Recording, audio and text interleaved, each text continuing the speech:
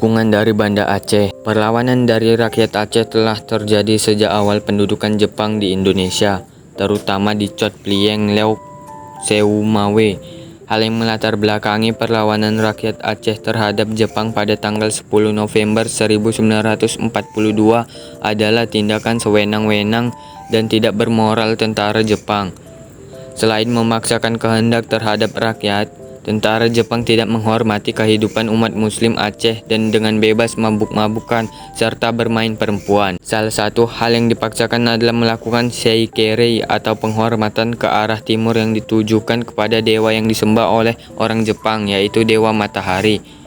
Oleh Teuku Abdul Jalil, Jepang disebut telah mengubah kiblat umat muslim, sehingga terjadilah perlawanan yang didukung oleh rakyat. Perlawanan Teuku Abdul Jalil. Teuku Abdul Jalil adalah ulama sekaligus pemimpin pesantren yang selama masa penjajahan juga memberikan pembelajaran tentang patriotisme kepada para santrinya.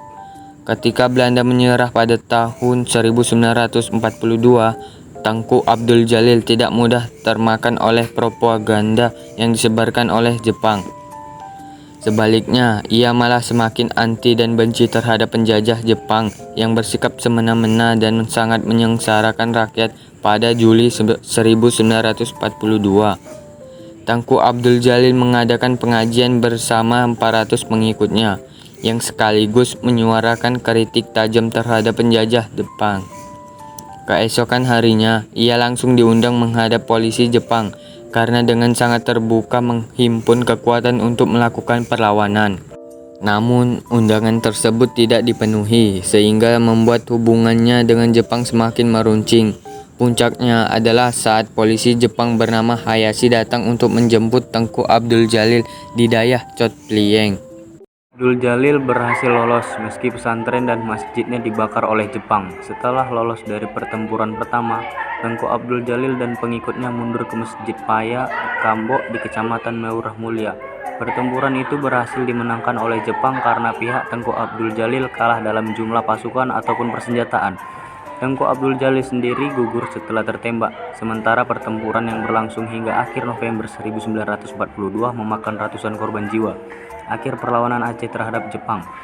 Meski perlawanan Teuku Abdul Jalil belum berhasil melemahkan kedudukan Jepang, kebencian rakyat Aceh terhadap Jepang semakin meluas. Perlawanan lain terjadi di Jangkabuya Aceh di bawah pimpinan Teuku Abdul Hamid Azwar.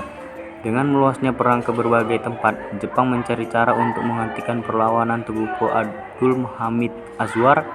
Jepang menangkap semua anggota Teuku Abdul Hamid Azwar yang berhasil mengakhiri perlawanan di Aceh.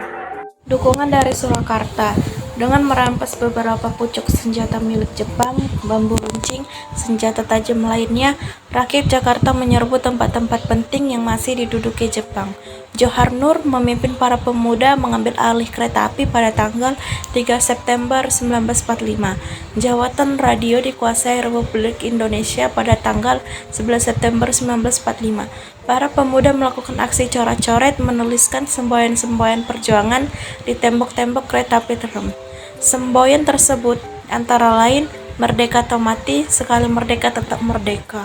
Rapat raksasa di lapangan Ikada 19 September 1945. Setelah proklamasi kemerdekaan Indonesia dikumandangkan tanggal 17 Agustus 1945, pada 19 September 1945 para pemuda Jakarta dipelopori oleh Komite Van Aksi Menteng 31 merencanakan menggerakkan massa dalam suatu rapat raksasa di lapangan Ikada, Ikatan Atletik Jakarta, dengan tujuan agar Presiden Soekarno berbicara langsung di hadapan rakyat.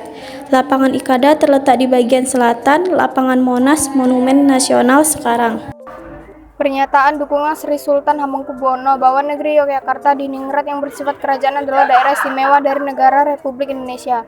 A. Bahwa kami sebagai kepala daerah memegang segala kekuasaan dalam negeri Yogyakarta di Ningrat dan oleh karena itu berhubungan dengan keadaan pada dewasa ini segala urusan pemerintah dalam negeri Yogyakarta di Ningrat mulai saat ini berada di tangan kami dan kekuasaan lainnya kami pegang seluruhnya. B. Bahwa perhubungan antara negeri Yogyakarta di Ningrat dengan pemerintah pusat negara Republik Indonesia bersifat langsung dan kami bertanggung jawab atas negeri kami langsung kepada Presiden Republik Indonesia. Kami memerintahkan supaya segenap penduduk dalam negeri Yogyakarta di Ningrat mengindahkan amanat kami ini. Yogyakarta Diningrat 28 Puasa Ehe 1876, 5 September 1945, Hamengkubuwono. Peristiwa itu diikuti oleh daerah-daerah Swapraja lainnya seperti Kasunanan, Surakarta, Mangkunegaran, dan Cirebon.